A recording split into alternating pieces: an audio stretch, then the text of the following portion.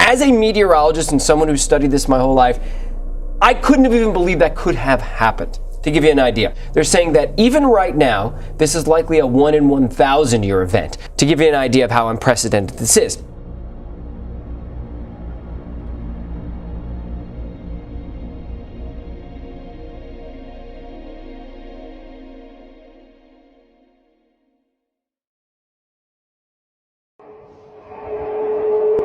الصوت منطقة دريانة.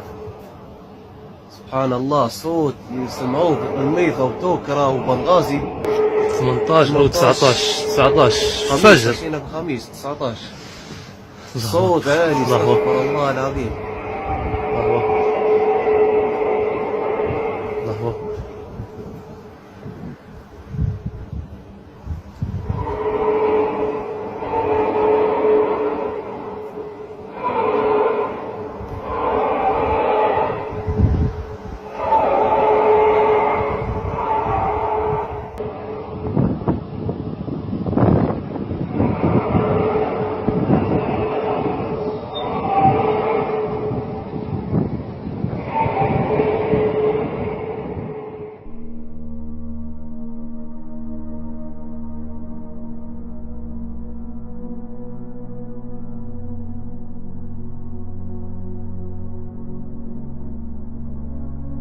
On the other side of the globe today, the last solar eclipse of this decade ignited a spectacular phenomenon known as the Ring of Fire. A so-called Ring of Fire eclipse, a yearly event in which the moon passes in front of the sun, covering the center of the sun and causing a circle of light around the moon's silhouette. It wasn't visible in this country, but people in Saudi Arabia, Indonesia, and India were among those who got to see a big show. A new moon, visually smaller than usual, passed in front of the sun, leaving the burning ring of light.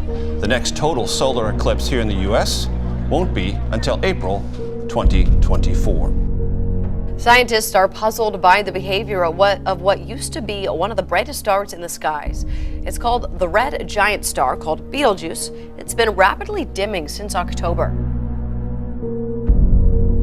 It used to be the 9th brightest object you can see from Earth, but it's now more than 2 times dimmer than usual.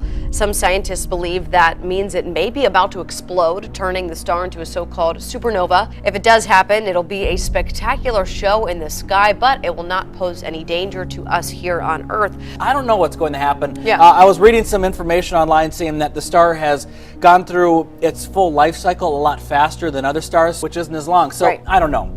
It's We'll interesting. see. We'll have to watch the skies. Data from the Zambezi River Authority shows that the water flow at the Victoria Falls in southern Africa is at its lowest since 1995. Would all this ordinarily be covered? All of the flat parts of the rock over there would be covered by water. The Zambezi feeds into one of the natural wonders of the world, and a low river has impacted on the Victoria Falls. All in this dry section that's just over here. See, there's a little trickle of water there. There should be water going all the way across the Victoria Falls. Wow, that is a dramatic and sad sight. Incredible change, isn't it? It actually alters the whole view and perspective of the Victoria Falls when there's no water flowing over. For decades, the Victoria Falls have drawn tourists from Zimbabwe and Zambia. This is where southern Africa's Zambezi River cascades down 100 meters. However, drought has affected the water flow. It's still one of the most spectacular visual feasts you'll ever see, but it seems to be disappearing. This is a sight which has delighted people for centuries, and now look at it. The impact is dramatically stark from this angle. The world's largest falls now down to a triple in places. I thought it was just a story people used to talk about, not until I came to see what is happening here at the Victoria Falls. The falls is completely dry. The dry season is normal for every season to be dry like that, but this season it started as early as June. So this is one of the, I would say it's the longest dry season we've ever had. Well, we're moving to Western Europe now, where the death toll from 2 storms has risen to 9. Spain and Portugal are among the countries worst affected by the heavy rain and violent winds of Storm Elsa, which hit the Iberian Peninsula on Wednesday but has since weakened. However, a second storm, Fabian, has followed closely behind, bringing with it more flooding. Across Spain, Portugal and France, more than 118,000 households are without electricity. In Portugal, storm surge flooding has forced the evacuation of 250 people. A waterfront in southern France is battered by waves and high winds, one of several places to feel the effects of 2 powerful storms in recent days. Storm Elsa swept in from the Atlantic on Wednesday and was closely followed by a second storm, Fabian, which made landfall on Saturday. Stormy weather has been affecting parts of southwest Europe, causing flooding and extreme winds. The crew of a cargo ship off the coast of Sardinia had to be airlifted to safety after it began to capsize. The vessel hit rough seas and ploughed into a rocky stretch of coastline. 12 crew members were rescued. Galicia, on western Spain's Atlantic tip, is no stranger to storms, but sights like this are still remarkable. A coastal promenade, awash with sea foam, whipped up by the pounding of countless waves and blown ashore by Storm Fabian's full force. There have been widespread power cuts in southern France, and some rail services were cancelled due to the likelihood of trees falling on the lines. Storm Elsa hit the Iberian Peninsula on Wednesday, with the following days seeing an increase in its intensity. The historic riverfront streets of Porto in Portugal were flooded as large amounts of rain fell in short time. It was all so quick that we had to leave urgently. I never saw anything like this in Agueda. And nature's power always fascinates people, and some get as close as they dare. It's unpredictable and it's dangerous, but it's impressively beautiful too.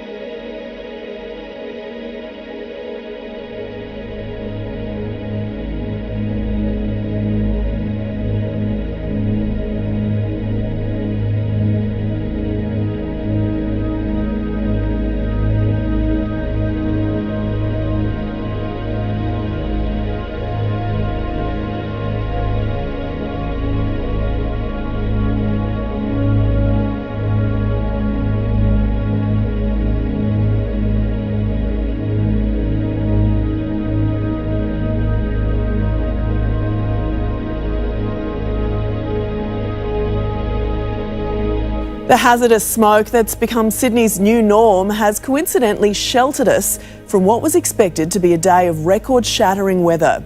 While we sweated, the state's west melted, and right now a powerful southerly is dramatically dropping temperatures. Sydney's biggest water supply choked by smoke. Every corner of the Warragamba Dam under threat as fire takes over the Blue Mountains. Further west in the tiny town of Tottenham, a dust twister. The elements out of control, a heat map painting a concerning picture for Australia and the state. Australia is under a state of emergency as hundreds of wildfires burn across the country right now. Those fires have ripped through towns and destroyed dozens of homes, and of course this is just before Christmas. Brace for catastrophic conditions as an extreme heat wave hits Sydney. Temperatures will climb well into the 40s in the coming days, peaking on New Year's Eve and making conditions even worse on our fire grounds. More than 1,100 have required emergency help this week, 26% more than normal. But as we head through the evening, some relief. The smoke clearing almost as fast as the swimmers from Bondi. Catastrophic. It's the highest fire danger rating in Australia, and it's been issued for parts of New South Wales, including the Greater Sydney area. Bushfires are normal in Australia, but this year they began particularly early, have lasted longer, and have been far more intense. The RFS doesn't know how many homes went up, but they do know the fight was severe. Unfortunately, we have received bad news. There's not much left in Balmoral. The Australian Defence Force is being deployed to assist the bushfire fight in New South Wales ahead of scorching temperatures over the next few days. The ADF has been in and around the fire front for many weeks now. We're seeing some pictures here of where the Navy helicopter actually flew in down to the south coast of New South Wales and rescued people who were stranded as this blaze engulfed their town. They simply couldn't get out because the roads were shut, so these choppers were flown in to get them to safety. An entire town all but wiped out. Home after home destroyed. Street after street charred black. It was a double whammy for the village of Balmoral near Picton. For the second time in just 3 days, the Greenwattle fire had them as its target. Thank you and God bless. Stay safe. This would have been what the Prime Minister saw as he jetted in last night. He'll bring state leaders together to better respond to future bushfires, admitting weather events and climate change are linked, but The direct connection to any single fire event, it's not a credible suggestion to make that link. About 50 are still not contained. In Shoalhaven last night, a fire-generated thunderstorm formed, causing frightening scenes. There's a big westerly coming up now. It's not going to help anyone. What is this? What are we looking at here that goes beyond your seasonal wildfires? Yeah, thanks for having me on. Honestly, as an Australian and as a scientist and as a biologist who's away and looking at what's happening in the country, it's so heartbreaking for me. Really, what we're seeing is something that I haven't seen in my lifetime, is that, you know, the severity of the summer and the impact that it's having, and it's early in the summer, is something we really haven't seen before. So just this last week, we saw Australia break its average temperature record. It hit above 106 degrees Fahrenheit on Tuesday. Just one day later, it broke that record again at 108 degrees Fahrenheit, and this comes after last summer being one of the warmest summers on average ever in Australia. We're seeing bushfires all around the country, hundreds of bushfires engulfing the suburbs and the hills around the major capital cities. The scale is unprecedented. Just to kind of underscore what we are saying right now, that conditions are such in Australia that the place is effectively becoming inhabitable. Zimbabwe is suffering its worst drought in more than a century. In Zimbabwe's Matabeleland, people are dying of hunger. Margaret Magande and her 5 grandchildren are picking what will be their first and last meal of the day: boiled pumpkin leaves. This illustrates just how dire their situation is. Aid organizations have told us that after Syria, this is the world's biggest humanitarian crisis. Over half the population of Zimbabwe, that's over 7.7 million people, are being pushed to the brink. You're seeing that what's happening is that it's occurring more frequently. So Zimbabwe has always suffered droughts, but they would be once every, 3-5 years. Now you're seeing it almost annually, sometimes twice a year. Zimbabwe needs more rainfall for food to grow. In November, traditional healers invoked the Nyami spirit of the mighty Zambezi River to release the rains, but they have yet to come. And so the world's largest waterfall that separates Zimbabwe from Zambia doesn't quite look the same, with tourists asking, where has the water gone? This isn't just a tourist attraction, it's the lifeline for millions of people beyond Zimbabwe's border, because the water is used both for food and power. But look at it now. Gone is the thunderous sound of falling water. Left below are hungry animals, dying of thirst. 5 quakes of magnitude 4.8 to 6 struck this same area. And then last night, we also had an earthquake, the 3.2 magnitude quake that struck near Idlewild. British Columbia has been hit with another 2 earthquakes, bringing the total to 9 over 3 days. The latest quake struck just off Vancouver Island on Christmas Day. Another reminder that this region is known as the Ring of Fire. A string of strong earthquakes has struck off the northwest end of Vancouver Island. Some quakes as strong as magnitude 6. Thanks for joining us. I'm Jessica Janner-Castro. And I'm Angela Poe Russell. The shaking was a reminder of how active the region can be. We know that this region is rather prone and more active with regard to earthquake, but is what we've been seeing in the last few days rather normal or to be expected? It is, as one of the most seismically active regions in Canada, it's to be expected. But these have been, it's been an unusual number of larger earthquakes. So we see tiny earthquakes there each and every day, and many. But this has been an unusual sequence of larger earthquakes in that area. Tens of thousands of hectares of farmland in Somalia has been destroyed as desert locusts swarm over fields in the worst invasion in 25 years. An invasion of locusts, which already destroyed tens of thousands of hectares of crops and grazed land in Somalia, has spread further on. The insects have already destroyed 70,000 hectares of land in Somalia and neighboring Ethiopia, threatening food supplies in both the countries and the livelihoods of farming communities. The United Nations Food and Agriculture Organization has said that the invasion was worse than it had been predicted and is likely to spread to other nations in the Horn of Africa, including Kenya and Sudan.